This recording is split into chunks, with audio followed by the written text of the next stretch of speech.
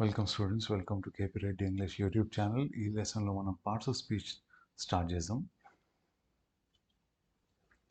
Parts of స్పీచ్లో మనకు తెలుసు కదా, noun, pronoun, verb, adjective, adverb ఇట్లా ఉంటాయని. ఆర్టికల్స్ కూడా కలిపితే మొత్తం 9 అవుతాయి. కానీ గుర్తుపెట్టుకోండి గైస్, మనం డైరెక్ట్గా నౌన్స్ లెసన్ స్టార్ట్ చేయగలగాలంటే అదంత ఈజీ కాదు. ఎందుకు అనంటే ఏపీ టెట్ అండ్ డిఎస్సికి కనుక మీరు ప్రిపేర్ అవుతుంటే, ఇంతకుముందే కనుక ఏపీ టెట్ డిఎస్సి రాసుంటే 2014 తర్వాత వచ్చిన ఏపీ టెట్ అండ్ డిఎస్సి ఒకవేళ రాసింటే కనుక మీకు అర్థమవుతుంది ఇంగ్లీష్లో క్వశ్చన్స్ ఎంత టఫ్గా అడుగుతున్నారు అనేది. మెల్లగా AP TET and DSC banking స్టాండర్డ్స్కి పోతుంది. ఒక 15 years బ్యాక్ బ్యాంకింగ్ స్టాండర్డ్ ఎట్లుండనో ఇప్పుడు ఏపీ టెట్ అండ్ డిఎస్సి ఆ స్టాండర్డ్కి పోతున్నాయి. సో ప్లెయిన్గా మనం ఏ టాపిక్లోకి సంబంధించింది ఆ టాపిక్ నేర్చుకుంటూ పోతే కనుక అర్థం కాదు. ఆ లెవెల్లో మీరు ప్రిపేర్ కాలేరు. మార్క్స్ సంపాదించి పెట్టేట్లాంటి నాలెడ్జ్ అయితే మీకు రాదు. అందుకని గుర్తుపెట్టుకోండి, ఇంటర్లింక్డ్ ఉంటాయి. AP TET and DSC standard work వచ్చేసరికి ఈసారి తెలంగాణ టెట్ అండ్ డిఎస్సి కూడా కంప్యూటర్ బేస్డ్ టెస్ట్ కాబోతుంది. కాబట్టి maybe AP TET and DSC స్టాండర్డ్లో అడగొచ్చు. ఇంతవరకు తెలంగాణ టెట్ అండ్ డిఎస్సి ఎట్లా అడిగిండ్రు? సింగిల్ పేపర్, హార్డ్ కాపీ చేతికి ఇచ్చిండ్రు. Morning session SGT, afternoon session school assistant అయిపోయింది. 24 క్వశ్చన్స్ 24 క్వశ్చన్స్. కానీ ఏపీ టెట్ అండ్ డిఎస్సి అట్లా కాదు గైస్, కంప్యూటర్ బేస్డ్ టెస్ట్. కాబట్టి తెలంగాణకు కూడా ఇప్పటి నుంచి కంప్యూటర్ బేస్డ్ టెస్ట్ ఉండబోతుంది. కాబట్టి మీరు తెలంగాణ స్టూడెంట్స్ మీరు కూడా ఇదే లెవెల్లో ప్రిపేర్ కావాలా. గుర్తుపెట్టుకోండి, నౌన్ అంటే ఓన్లీ నౌన్ నేర్చుకుంటా అంటే సరిపోదు. ఇక్కడ you need to prepare yourself in interlinked manner. Okay, నౌన్లో మీరు చూస్తారు ఆర్టికల్స్ ఉంటాయి, అడ్జెక్టివ్స్ ఉంటాయి అండ్ ఫ్రేజెస్ కాన్సెప్ట్ కూడా ఉంటుంది. ఫ్రేజెస్లో మళ్ళీ నాన్ ఫైనైట్ వర్బ్స్ ఉంటాయి. నాన్ ఫైనైట్ వర్బ్స్ అంటే జెరండ్స్ అండ్ ఇన్ఫినిటివ్స్ ప్రీవియస్ వీడియోస్లో మనం టచ్ చేసినాం కదా. యాక్చువల్గా మనం వాటిలోకి ఎంటర్ కాకముందే టచ్ చేసుకున్నాం. ఎందుకంటే దిస్ ఈజ్ ద రీజన్. దీని ఒక ఓరియంటేషన్ క్లాస్ లాగా తీసుకోండి మీరు. పార్ట్స్ ఆఫ్ స్పీచ్కి orientation classes, the interlinked topics ఏందో ఇక్కడ డిస్కస్ చేసి then will go to nouns class. See guys, ఇది మనకున్న పార్ట్స్ ఆఫ్ స్పీచ్లో టాపిక్స్ ఇవి ఉన్నాయి.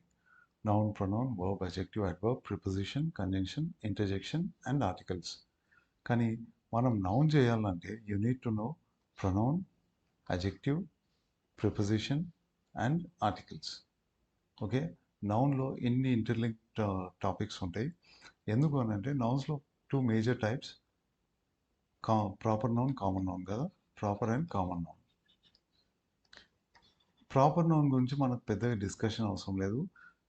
ప్రాపర్ నౌన్స్ ఎవరికెవరికి వాడతారు అంటే పర్సన్స్కి ఇచ్చిన పర్సనల్. ప్రాపర్ అని అంటే పర్సనల్, నౌన్ అంటే నేమ్. కాబట్టి ప్రాపర్ నౌన్ అంటే పర్సన్స్కి ఇచ్చిన, పర్సన్స్ లేదా ప్లేసెస్ లేదా కంపెనీస్ లేదా ఆర్టికల్స్కి ఇచ్చిన పర్సనల్ నేమ్స్ని ప్రాపర్ నౌన్స్ అంటాం. వాటికి కొన్ని రూల్స్ ఉన్నాయి, అది తెలుసుకుంటే సరిపోతుంది. ఇవి సెంటెన్స్లో సింగిల్గా రాగలుగుతాయి. ఎట్లా? Sita is the wife of, ఇట్లా తీసుకున్నారు అనుకోండి. Sita is the wife of Rama అని తీసుకున్నారు. ఓకే, సీత అన్నది, రామ అన్నది ప్రాపర్ నౌన్స్ కదా. సీత, రాముడు, ఈ నౌన్స్ ఎట్లా వచ్చినాయి? సింగిల్గా వచ్చినాయి కదా. ఇట్లా సింగిల్గా రాగలిగిన నౌన్స్ చాలా చాలా తక్కువ ఇంగ్లీష్లో. గుర్తుపెట్టుకోండి, ఆ only proper nouns and abstract nouns. అయితే అబ్స్ట్రాక్ట్ నౌన్స్ అంటే విషయాలకు ఇచ్చిన పేర్లు. Example love, happiness. ఇవి విషయాలు కదా, మనం చూడలేము, టచ్ చేయలేము, వాటికి ఫిజికల్ రూపం అనేది ఉండదు. అట్లాంటి వాటికి ఇచ్చిన నౌన్స్ని మాత్రమే మనం సింగిల్గా చూడగలుగుతాం. Proper nouns and abstract nouns. కానీ కామన్ నౌన్స్ ఉన్నాయి కదా గైస్, అవి సెంటెన్స్లో సింగిల్గా వచ్చే సందర్భాలు చాలా చాలా తక్కువ, లిటరలీ లేవనే చెప్పాలి మనం. కాబట్టి ఈ కామన్ నౌన్ ఎట్లా వస్తుంది సెంటెన్స్లో అని అంటే, ఒక అడ్జెక్టివ్ని తీసుకొని రావచ్చు లేదా ఆర్టికల్ని తీసుకొని రావచ్చు. ఎగ్జాంపుల్ ఐ బాట్, నేను ఒక కార్ కొన్నా అని చెప్పాలనుకున్నాను అనుకోండి. ఐ బాట్ కార్ అంటే కరెక్టా ఇది? ఐ బాట్ కార్ అంటే లేదు గైస్. ఓకే, ఏ అనే ఒక ఆర్టికల్ రావాలి ఇక్కడ. I bought a car. So common noun సాధారణంగా నౌన్ ఫ్రేజెస్ రూపంలో వస్తాయి. నౌన్ ఫ్రేజెస్ పదాల సమూహం రూపంలో. ఆ పదాల సమూహంలో ఏముంటది? మనం ఏ నౌన్ గురించి మాట్లాడుతున్నామో ఆ నౌన్ ఉంటది. దాని ముందు ఆర్టికల్ ఉండొచ్చు. కొన్ని కొన్ని సార్లు అడ్జెక్టివ్ కూడా ఉండొచ్చు. ఇప్పుడు మనం అడ్జెక్టివ్ రాగలిగిన సందర్భాలు ఏవో చూద్దాం. సో, ఇప్పుడు ఒక ఎగ్జాంపుల్ తీసుకుందాం. ఐ యామ్ మీటింగ్ నా ఫ్రెండ్‌ని అని చెప్పాలి. మీరు ఎట్లా చెప్తారు? నా ఫ్రెండ్ అని. తెలుగులో కూడా 2 పదాల సమూహం అది. ఫ్రెండ్, ఐయామ్ మీటింగ్ ఫ్రెండ్ అన్నారనుకోండి. ఈ సెంటెన్స్ తప్పు. ఫ్రెండ్ అన్నది కామన్ నౌన్. ఓకే. రిలేషన్స్‌కి ఇచ్చిన పేర్లను కామన్ నౌన్స్ అంటారు. అవి ఎప్పుడు కూడా సెంటెన్స్‌లో సింగిల్‌గా రావు, గుర్తుపెట్టుకోండి. సెంటెన్స్‌లో సింగిల్‌గా రాగలిగిన నౌన్స్ ఏంటివి?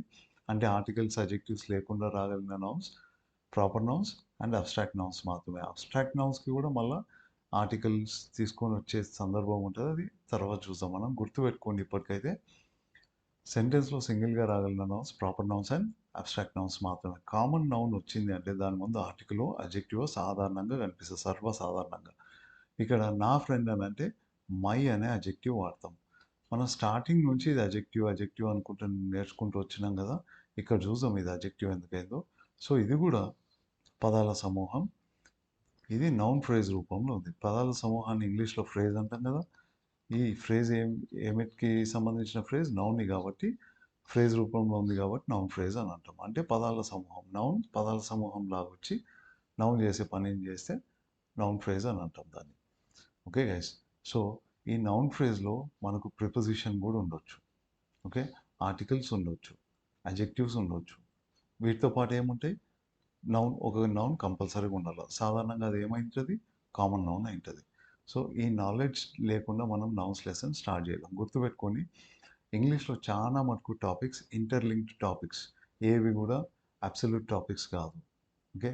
డీలింక్డ్ టాపిక్స్ కాదు. నౌన్ అంటే ఓన్లీ నౌన్, ప్రొనౌన్ అంటే ఓన్లీ ప్రొనౌన్ కాదు గైస్. నౌన్‌లో ప్రొనౌన్ ఉంటది, అడ్జెక్టివ్ ఉంటది, ఆర్టికల్స్ ఉంటాయి, ప్రిపోజిషన్ కూడా ఉంటది. ప్రిపోజిషన్ ఎక్కడొస్తది అనంటే, ఒకవేళ మీరు నౌన్‌ని ఒక ఫ్రేజ్ రూపంలో చెప్పాలనుకోండి. డైరెక్ట్‌గా వాళ్ళ పేరు చెప్తే అక్కడ వాళ్ళ నౌన్ యూజ్ చేయొచ్చు. కానీ మనకు వాళ్ళకున్న రిలేషన్‌షిప్‌ని చెప్పాలంటే రామ గురించి చెప్పాలనుకున్నాం. మనం ఫస్ట్ లెసన్‌లో చూసినాం. పర్సన్స్ లెసన్‌లో. ఒక్కసారి ఆ లెసన్ చూసుకోండి మీరు. And remember, English is a sequential language guys. Starting నుంచి ఎండింగ్ వరకు నేను ఈ సీక్వెన్స్‌లోనే ఎందుకు చెప్పుకుంటూ వస్తున్నా అంటే, ఫస్ట్ లెసన్‌లో మనం నేర్చుకున్న టాపిక్స్ తర్వాత లెసన్‌లో రిపీట్ అయితాయి. అది లేకుండా, అది తెలవకుండా మనం తర్వాత లెసన్ చేసుకోలేము. ఓకే. పర్సన్స్ చేసినాం, దాని తర్వాత వర్బ్ ఫార్మ్స్ చేసినాం, దాని తర్వాత వర్బ్ టైప్స్ చేసినాం, దాని తర్వాత సెంటెన్స్ టైప్స్, ఇట్లా సీక్వెన్షియల్‌గా చేసుకుంటూ వచ్చినాం కదా! వీటన్నిట్లలో కూడా నేను ఒక్కొక్క వీడియోలో ఒక కొత్త టాపిక్ ఇంట్రొడ్యూస్ చేసుకుంటూ వచ్చిన. అవన్నీ చూసుకోండి మీరు. ఓకే. సీక్వెన్షియల్‌గా ఫస్ట్ లెసన్ నుంచి స్టార్ట్ చేయండి. మీరు ఒకవేళ టెట్, డిఎస్సిలో సక్సెస్‌ఫుల్ కావాలా, ఈసారి జాబ్ కొట్టాలనుకుంటే గనక ఈ కోర్స్‌ని నేను డిజైన్ చేసినట్లు చూసుకోండి. నాకు తెలుసు మీరు ఈ వీడియోస్ ఎందుకు చూస్తలేరు, వ్యూస్ ఎందుకు వస్తలేవు, సబ్స్క్రిప్షన్స్ ఎందుకు వస్తలేవు అంటే, మీరు చూడాలనుకున్న టాపిక్స్ కనిపిస్తలేవు లిస్ట్‌లో. పార్ట్స్ ఆఫ్ స్పీచ్ చూడాలి నేను, నౌన్స్ చూడాలా, టెన్సెస్ చూడాలా, ఇట్లా అని మీరు అనుకుంటున్నారు కదా! కానీ అంత దూరం పోకముందే ఒక సముద్రం అంత ఇన్ఫర్మేషన్ మీకు తెలిసుండాలా. అదంతా బేసిక్స్ లెసన్స్‌లో నేను ఎక్స్‌ప్లెయిన్ చేసిన. 6 బేసిక్స్ లెసన్స్ చేసుకున్నాం. దాంట్లో దాదాపు 26, 27 వీడియోస్ ఉన్నాయి. అవన్నీ చూసినాకనే ఇక్కడికి రండి. Alright guys. ఇప్పుడు మై ఫ్రెండ్‌లో మై అన్నది అడ్జెక్టివ్ అని నేర్చుకున్నాం కదా! ఈ కాన్సెప్ట్ ఎక్కడి నుంచి వచ్చిందంటే ప్రొనౌన్స్ నుంచి వచ్చింది. అడ్జెక్టివ్ అంటారు, ప్రొనౌన్స్ అంటారు అని కన్‌ఫ్యూజ్ కావద్దండి. నేను చెప్తున్నది ఇంటర్లింక్డ్ టాపిక్స్ అన్నీ కూడా. రిమెంబర్, ప్రొనౌన్స్ అడ్జెక్టివ్స్ లాగా కూడా పనిచేస్తాయి మనకు. ప్రొనౌన్స్ అడ్జెక్టివ్స్ లాగా కూడా పనిచేస్తాయి. అందుకే చెప్తున్నా, సంబంధం లేని టాపిక్స్ కాదు, interlinked topics, inter dependent topics ఇవన్నీ. ఇప్పుడు చూద్దాం. ప్రొనౌన్స్ గురించి ఒక introduction. Personal pronouns. First types of pronouns ఏంటివి? First type of pronouns personal pronouns అని అంటాము. వీటిలో 2 రకాలు ఉన్నాయి. ఫస్ట్ రకం మనం పర్సన్స్ లెసన్‌లో నేర్చుకున్నాం. ఓకే. వాటిని ఏమంటారని తెలుసుకున్నాం. సబ్జెక్టివ్ ప్రొనౌన్స్ లేదా పర్సనల్ ప్రొనౌన్స్ అంటారని నేర్చుకున్నాం కదా! ఫస్ట్ వన్ సబ్జెక్టివ్ లేదా పర్సనల్ ప్రొనౌన్స్. వీటికి పర్సనల్ ప్రొనౌన్స్ అని ఎందుకు ఈ పేరు ఇచ్చిండ్రు అని అంటే, first person, second person, third person. ఈ ముగ్గురు పర్సన్స్ పేర్లకు బదులు వాడతాం కాబట్టి వాటికి పర్సనల్ ప్రొనౌన్ అని పేరు వచ్చింది. ఇప్పుడు సబ్జెక్టివ్ ప్రొనౌన్ అని ఎందుకు వచ్చింది? ఇది కూడా అక్కడనే డిస్కస్ చేసినాం మనం. సెంటెన్స్లో ఉన్న సబ్జెక్ట్, వర్బ్, ఆబ్జెక్ట్ స్ట్రక్చర్లో ఇవి ఆక్యుపై చేయగలిగిన position only subject position. Example, I met Rama అన్నారు అనుకోండి. I met Rama. ఐ అన్నది ఏ పొజిషన్లో వచ్చింది? మెట్ అనే వర్బ్ యొక్క సబ్జెక్ట్ పొజిషన్లో వచ్చింది కదా, ఐ మెట్ రామ. సో ఇవేంటివి? మొత్తం 7 ఉన్నాయి. వీటిని ఎట్లా గుర్తుపెట్టుకోవాలని నేర్చుకున్నాం. First plural subjects I, we, you, they, she, he, it కదా.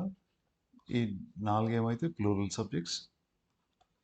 దీని తర్వాత షీ, హీ, ఇట్. ఇవి షీ, హీ, ఇట్. ఇవి సింగులర్ సబ్జెక్ట్స్ అయితే కదా, సింగులర్ సబ్జెక్ట్స్. రైట్ గైస్, వీటికి సబ్జెక్టివ్ ప్రొనౌన్స్ అని పేరు వచ్చింది. ఇవి ఓన్లీ సబ్జెక్ట్ పొజిషన్లో రాగలుగుతాయి కాబట్టి సబ్జెక్ట్ పొజిషన్ ఆక్యుపై చేయగలుగుతాయి కాబట్టి వీటికి సబ్జెక్టివ్ ప్రొనౌన్స్ అంటారు. ఇప్పుడు ఒకవేళ ఈ ప్రొనౌన్స్ యొక్క రూపాలు, ఈ ప్రొనౌన్స్ని ఈ పొజిషన్లో వాడాలి మనం. అప్పుడు వాటి రూపాలు ఏమైతాయి? ఆ పొజిషన్ వర్బ్కి ఏమవుతుంది? ఆబ్జెక్ట్ పొజిషన్ కదా. సో ఆబ్జెక్ట్ పొజిషన్లో, వర్బ్ యొక్క ఆబ్జెక్ట్ పొజిషన్లో రాగలిగిన ప్రొనౌన్స్ పేర్లను ఆబ్జెక్టివ్ ప్రొనౌన్స్ అంటారు. Objective pronouns. Okay guys, so ప్రతి సబ్జెక్టివ్ ప్రొనౌన్కి మనకు ఒక ఆబ్జెక్టివ్ రూపం ఉంటుంది. అది ఏంది అని గుడ్డిగా బట్టి గుర్తుపెట్టుకోవడానికి ట్రై చేద్దాండి గైస్. ఈ సెంటెన్స్ ఉంది కదా, ఐ మెట్ రామ. ఇక్కడ సబ్జెక్ట్ని ఆబ్జెక్ట్ని ఉల్టా చేయండి. రామ మెట్. ఇక్కడ ఫస్ట్ సెంటెన్స్లో ఏమో నేను, ఐ అంటే నేను కదా, నేను రాముని కలిసిన. ఇప్పుడు సెకండ్ సెంటెన్స్లో నేను అన్నది ఆబ్జెక్ట్ పొజిషన్లో రావాలి. రామ మెట్ ఆబ్జెక్ట్ పొజిషన్లో రావాలి. ఈ పొజిషన్లో రాగలిగిన నేను అన్నదానికి రూపం ఏంది? తెలుగులో ఆలోచించండి. నేను రాముణ్ణి కలిసిన. సబ్జెక్ట్లో ఉంటే నేను అనే రూపంలో వచ్చింది. అదే రాముడు నన్ను కలిసిండు అంటాం కదా. సో నేను ఏమైపోయింది? సబ్జెక్ట్ పొజిషన్ నుంచి ఆబ్జెక్ట్ పొజిషన్ పోతే నన్ను అయిపోయింది కదా. సిమిలర్లీ ఇంగ్లీష్లో కూడా సబ్జెక్ట్ పొజిషన్లో ఉన్న ప్రొనౌన్ ఆబ్జెక్ట్ పొజిషన్లోకి పంపిస్తే రూపం మార్చుకుంటుంది. సో ఐ మెట్ రామాలోని ఐ, రామ మెట్ డాష్. ఇక్కడ ఆబ్జెక్ట్ పొజిషన్లో పోతే ఏమవుతుంది? మీ అవుతుంది కదా, రామ మెట్ మీ. అంటే ఐ అనే సబ్జెక్టివ్ ప్రొనౌన్ యొక్క ఆబ్జెక్టివ్ రూపం మీ అవుతుంది. అట్లనే వీకి ఈ సెంటెన్స్లో వీ యొక్క ఆబ్జెక్టివ్ రూపం చెప్పండి, అజ్ అవుతుంది. రైట్. యూకి దీని రూపం మారదు, యూఏ.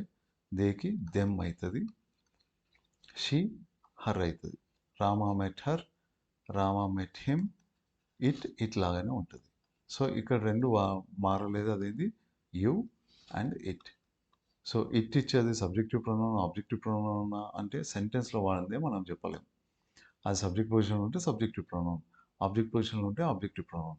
మిగిలిన 5 ప్రొనౌన్స్కి సబ్జెక్టివ్ రూపాలు, ఆబ్జెక్టివ్ రూపాలు డిఫరెంట్గా ఉంటాయి. ఇవి కొంచెం తెలుసుకోండి. మీరు గుర్తుంచుకోవడానికి ట్రై చేయండి లాజికల్గా. పైన ఇచ్చిన 2 సెంటెన్సెస్ని యూజ్ చేసి సబ్జెక్టివ్, ఆబ్జెక్టివ్ రూపాలు రాబట్టడానికి ట్రై చేయండి. ఇప్పుడు నెక్స్ట్ వచ్చే ప్రొనౌన్స్ ఏవి అని అంటే పొసెసివ్ ప్రొనౌన్స్. పొసెసివ్ ప్రొనౌన్స్ అని అంటే ఒక వస్తువు పైన హక్కులను తెలిపే ప్రొనౌన్స్ని పొసెసివ్ ప్రొనౌన్స్ అని అంటారు. ఇక్కడ మనకు కనిపిస్తున్న ప్రతి ప్రొనౌన్ అంటే ప్రతి సబ్జెక్టివ్ ప్రొనౌన్ ఉంది కదా, 7 రకాల సబ్జెక్టివ్ ప్రొనౌన్స్ ఉన్నాయి కదా, వాటిలలో ప్రతి ఒక్క సబ్జెక్టివ్ ప్రొనౌన్కి ఒక పొసెసివ్ రూపం ఉంటుంది. అదేందో చూడాలంటే ఫస్ట్ ఆఫ్ ఆల్ ఈ సెంటెన్స్ని చూడండి. ఇప్పుడు పైన ఇచ్చిన ఈ తెలుగు సెంటెన్స్ చూడండి. ఈ పెన్ నాకు చెందినది అనే అర్థంతో రావడానికి మనం ఒక పదం వాడతాం. అదేది? నాది కదా, నాది.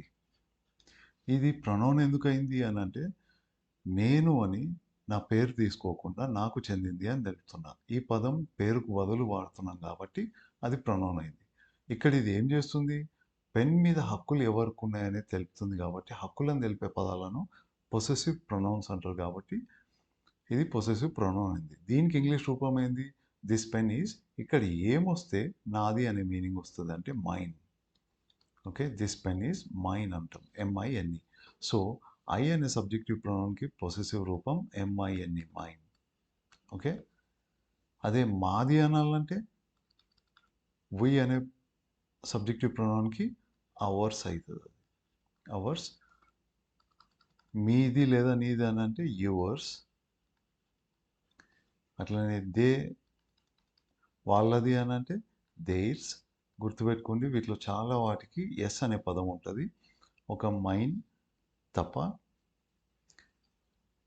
అట్లనే ఆమెది అని చెప్పాలంటే షీ అనే సబ్జెక్టివ్ ప్రొనౌన్కి పొసెసివ్ రూపమైంది హర్స్.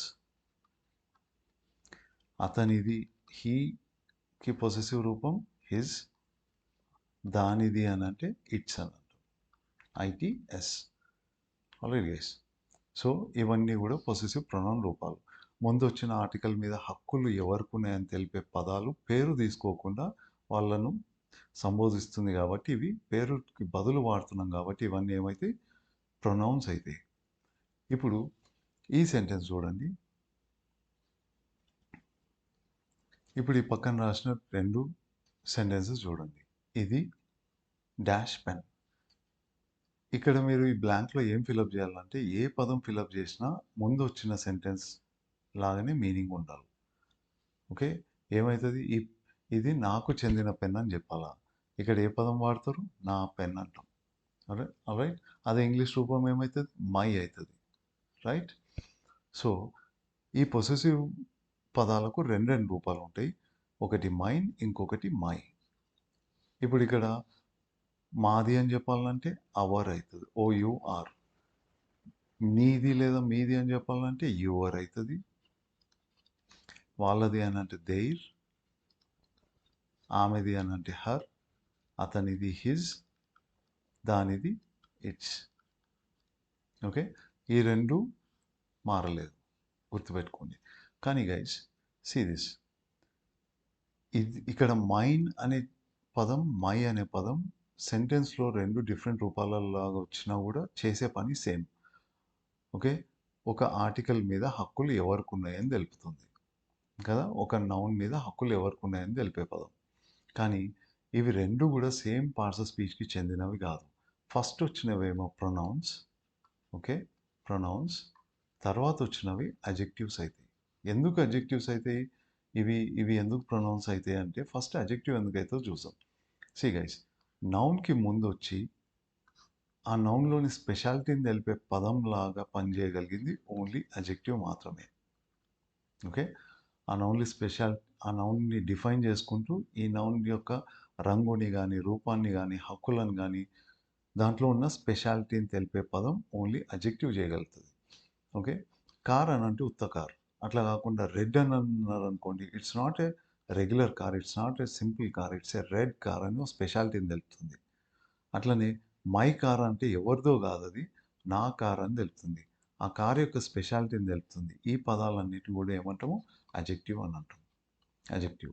సో అజెక్టివ్ చేసే పని ఏంటి అని అంటే రంగుని కానీ, రూపాన్ని కానీ, ఎవరికి చెందినది, దాని షేప్ ఏంది, దాని ఏజ్ ఏంది, బరువు ఎంత ఉంది, ఇట్లా తెలిపే పదాలన్నీ కూడా అజెక్టివ్స్ లాగా పనిచేస్తాయి.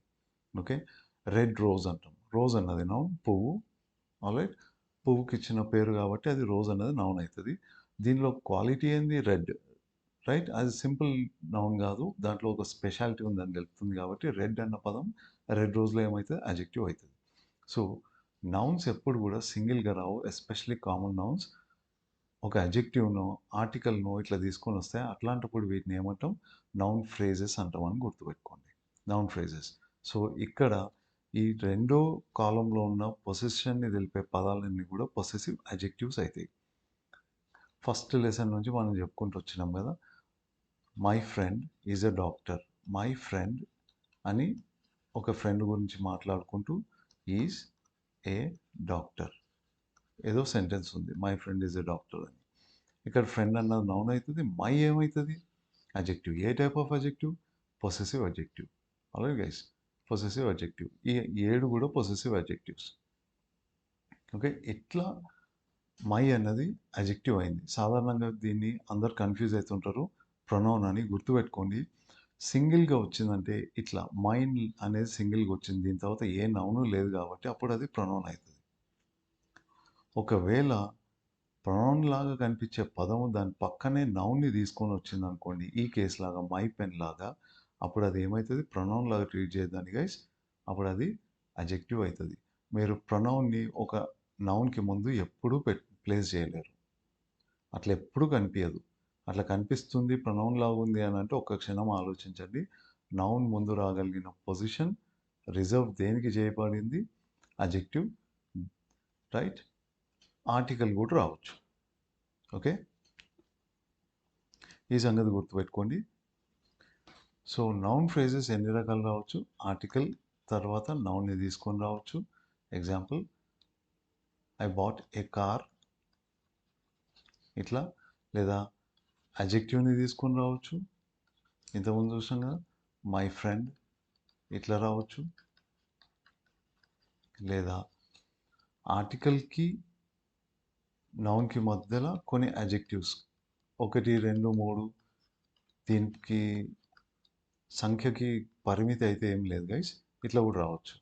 ఏ బ్యూటిఫుల్ రెడ్ కార్ అన్నారు అనుకోండి, అప్పుడు ఇక్కడ ఎన్ని అడ్జెక్టివ్స్ వచ్చినాయి? A beautiful red car. Article and దీని అటాచ్ నౌన్ ఇక్కడ ఉంది. ఈ రెండింటి మధ్యలో ఏ ఏ పదాలు వస్తే సాధారణంగా అవి అడ్జెక్టివ్స్ అయితే. ఓకే, ఇక్కడ 2 అడ్జెక్టివ్స్ని తీసుకొని వచ్చింది, రైట్? నౌన్ ఫ్రేజెస్ ఇట్లా కూడా ఉండొచ్చు. ఓకే, లేదా ఇంకో రకంగా సర్వసాధారణంగా మనకు కనిపించే నౌన్ ఫ్రేజెస్ ఎట్లుంటాయనంటే, ఆర్టికల్ పక్కన నౌన్ వచ్చి దాని పక్కన ఒక ప్రిపోజిషన్ వచ్చి ఇంకో నౌన్ రావచ్చు. ఆల్రైట్, ఇట్లా వచ్చినప్పుడు గుర్తుపెట్టుకోండి గైస్, నౌన్ ఫ్రేజెస్లో కనీసం ఒక నౌన్ ఉండాలా అండ్ కనీసం ఒకటి వేరే పదం ఉండాలి. ఆల్రైట్, ఒకవేళ ఇట్లా 2 నౌన్స్ వచ్చినాయంటే వాటిలలో ఒకటే ఒక నౌన్ ఇంపార్టెంట్ నౌన్ అవుతుంది. మనం మాట్లాడుతున్న నౌన్ ఏదో ఒక నౌన్ అయి ఉంటుంది. అది ఏది అని అంటే ఈ స్ట్రక్చర్లో ఉంటే కనుక ప్రిపోజిషన్కి లెఫ్ట్ సైడ్ ఉన్న noun is the most important noun. ప్రిపోజిషన్కి లెఫ్ట్ సైడ్ ఉన్న noun. Example, Rama is the king of Ayodhya. The king ఇట్లా చెప్పినారనుకోండి, ద కింగ్ ఆఫ్ అయోధ్య. మనం సెంటెన్స్ ఇట్లా చెప్పినాం.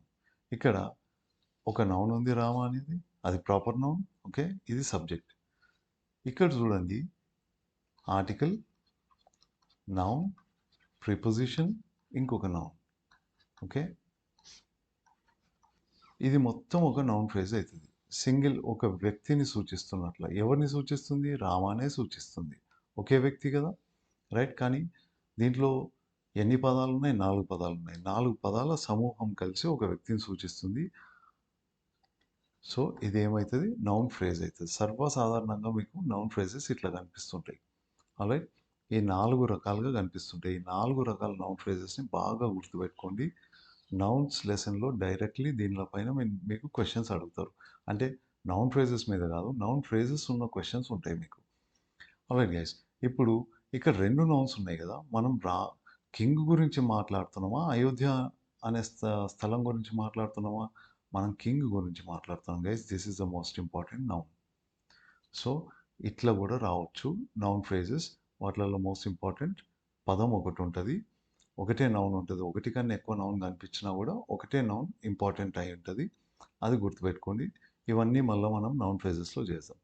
సో నౌన్స్లో మనకు ఏమేమి కనిపిస్తున్నాయి? ఆర్టికల్స్ కనిపిస్తున్నాయి, అడ్జెక్టివ్స్ కనిపిస్తున్నాయి, ప్రిపోజిషన్స్ కూడా కనిపిస్తున్నాయి.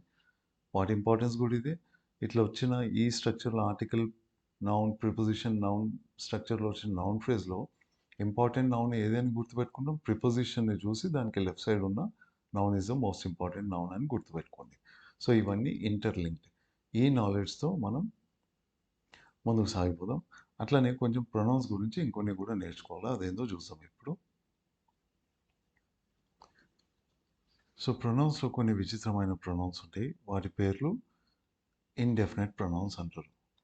ఇండెఫినెట్, ఈ పదానికి అర్థం తెలుసుకోండి మీరు. ఆమరణ నిరాహార దీక్ష అని అంటుంటారు కదా, దాన్ని ఇంగ్లీష్లో ఏమంటారు? Indefinite hunger strike. ఇండెఫినెట్ అంటే డెఫినెట్గా అప్పుడు ఆగిపోతుంది, ఇప్పుడు ఆపేస్తారు అని తెలుపని దాన్ని ఇండెఫినెట్ అని అంటారు.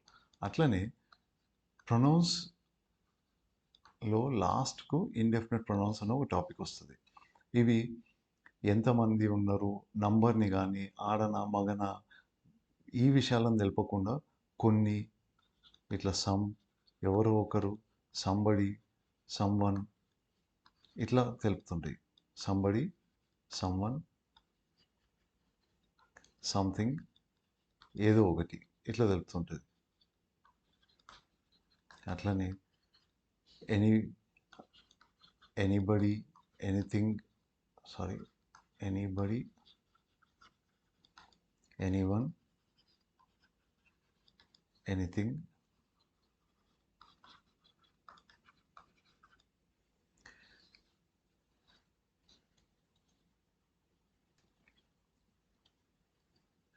ఎవ్రీబడి, ఎవ్రీవన్, ఎవ్రీథింగ్,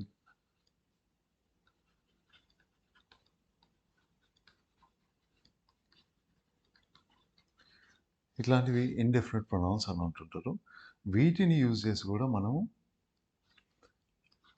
ప్రిపోజిషన్తో పాటు నౌన్ ఫ్రేజెస్ తయారు చేయొచ్చు. ఎట్లా? సమ్ ఆఫ్ మై ఫ్రెండ్స్ అంటుంటారు. Some of my friends. అట్లానే all of the cake, all of the cake. ఇట్లా సి ఆల్, సమ్ ఇవన్నీ కూడా ఇండెఫినెట్ ప్రొనౌన్స్. వీటి తర్వాత ఏమొచ్చింది? ప్రిపోజిషన్. ప్రిపోజిషన్ తర్వాత ఒక నౌన్ వచ్చింది, అంటే ఇది నౌన్ ఫ్రేజ్. మళ్ళీ అదే ఆర్టికల్ ప్లస్ నౌన్ లాగా ఉంది. ఇక్కడనేమో అజెక్టివ్ ప్లస్ నౌన్ లాగా ఉంది. గుర్తుపెట్టుకోండి గైస్, మీకు కామన్ నౌన్స్ ఎప్పుడు కూడా సింగిల్గా వచ్చే ఛాన్స్ లేదు సెంటెన్స్లో. ముందు ఒక అజెక్టివ్ రావచ్చు, పొసెసివ్ అజెక్టివ్, లేదా ఆర్టికల్ రావచ్చు. ఓకే, ఇట్లా వచ్చినప్పుడు కూడా మీరు ఇది మొత్తాన్ని నౌన్ ఫ్రేజ్ లాగా ట్రీట్ చేయండి. ఈ మొత్తాన్ని కూడా నౌన్ ఫ్రేజ్ లాగా ట్రీట్ చేయండి. ఎందుకంటే ఇవి కలిగిన క్వశ్చన్స్ మీకు సర్వసాధారణంగా అడుగుతున్నారు. ఫస్ట్ టాపిక్ నుంచే మీకు ఇట్లాంటి క్వశ్చన్స్ కనిపిస్తాయి. So remember this. అట్లనే మనకు ఇంకొక టాపిక్ ఇంట్రొడ్యూస్ చేసుకున్నాం మనం ఇంతకుముందు వీడియోస్లో, ఇన్ఫినిటివ్స్ అని. ఇన్ఫినిటివ్స్ అండ్ జెరండ్స్. ఇన్ఫినిటివ్స్ అండ్ జెరండ్స్ ఈ రెండు కూడా మీకు తెలిసి ఉండాలి. సీ దిస్ గైస్, ప్రిపోజిషన్కి రైట్ సైడ్ సాధారణంగా మనం ఒక నౌన్ని చూస్తాం కదా. ప్రిపోజిషన్ ఎప్పుడు కూడా సింగిల్గా రాదు, నౌన్ లేదా నౌన్ ఫ్రేజ్ రావచ్చు అని తెలుసుకున్నాం కదా ఇంతకుముందు కొన్ని వీడియోస్లో. కానీ వీటితో పాటు ప్రిపోజిషన్కి పక్కన వర్బ్స్ కూడా రావచ్చు. వర్బ్స్, ఆ వర్బ్స్ ఏమైండొచ్చు? ఒక టు అన్న ప్రిపోజిషన్ పక్కన మాత్రం మీకు ఎప్పుడు కూడా వర్బ్ వస్తే అది V1 ఫామ్లో రావాలి. ఓకే, నౌన్ వస్తే no problem, to Hyderabad, to Tirupati ఇట్లా అనొచ్చు. కానీ వర్బ్ వచ్చిందంటే మాత్రం అది V1 ఫామ్లోనే ఉండాలి. ఇది కాకుండా ప్రిపోజిషన్ టు కాకుండా వేరేది ఏదన్నా వచ్చిందనుకోండి, ఫ్రమ్, ఫర్, ఆఫ్ ఇట్లాంటి ప్రిపోజిషన్ వస్తే దానికి రైట్ సైడ్ మీకు V1 కాకుండా ఐఎన్జి వర్బ్ కనిపించాలి, హెల్పింగ్ వర్బ్ లేకుండా. దీన్ని ఏమంటారు? జెరండ్స్ అని అంటాం. ఐఎన్జి వర్బ్ హెల్పింగ్ లేకుండా. ప్రిపోజిషన్స్లో ఉన్న స్పెషాలిటీ ఏంటంటే ఒక టు వచ్చినప్పుడు మాత్రం దాని పక్కన మీకు V1 వర్బ్ కనిపిస్తుంది. మిగిలిన ఏ ప్రిపోజిషన్ వచ్చినా కూడా మనకు హెల్పింగ్ వర్బ్ లేని ఐఎన్జి వర్బ్, దాన్ని ఏమంటారు? జెరండ్. ఇది కనిపించాలి మనకు. ఈ టాపిక్ని కూడా మనం ఇంతకుముందు టచ్ చేసినాం, ఇది కూడా మీరు గుర్తుపెట్టుకోండి. Okay guys, with this knowledge we are ready to jump into parts of speech. దాంట్లో ఫస్ట్ది నౌన్ గురించి నేర్చుకుందాం. Okay, let's meet in the next video.